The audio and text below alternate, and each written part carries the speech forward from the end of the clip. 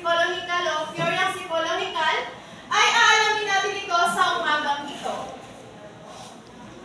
Una-una sa lahat, ang layunin ng panitikan ay ipaliwanag sa pamamagitan ng pagpapakita ng mga faktor sa pagbuo ng naturang pag-uugali, paniniwala, pananaw, at pagkatao sa isang tauhan sa kanyang akda.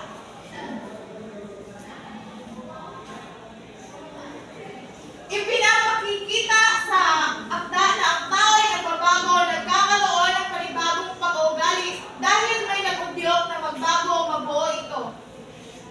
Bakit nga ba nagbabago o nagkaroon ng panibagong pag-uugali ang akda? Gamo? Ay, dahil mayroong nag-udyok na magbago o mabuo ito. Tama! Dahil may nag-udyok na magbago o mabuo ito, ay nagbabago na magkakaroon ng panibagong ang akda. Bakit ka tumatawa, Bagyo? Sunod, makikita ang takbo ng isip ng may lakha o may akda, antas ng buhay, paninindigan, paniniwala, at higit sa lahat, pinapahalagahan at ang mga tumatakbo sa isipan at kamalayan ng may akda. So sa teoryang ito ay makikita ang takbo ng isip. So mahalaga ang takbo ng isip ng isang tao, isang may akda sa teoryang ito o sa teoryang psikolohikal. Kano'y pakibasa? Sa pananaw na ito, makikita ang takbo o galaw ng isipan ng manunulat.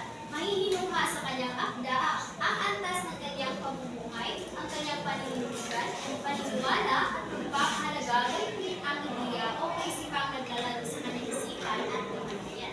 Maraming salamat, Kanoy.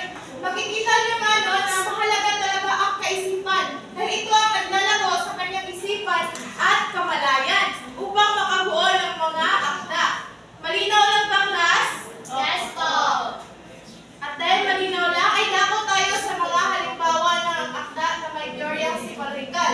Ang ilan sa mga akda na napabilang dito ay ang Amerikanisasyon ng isang Pilipino ni Ponciano Pineda. Pangalawa, pakibasa, Kit.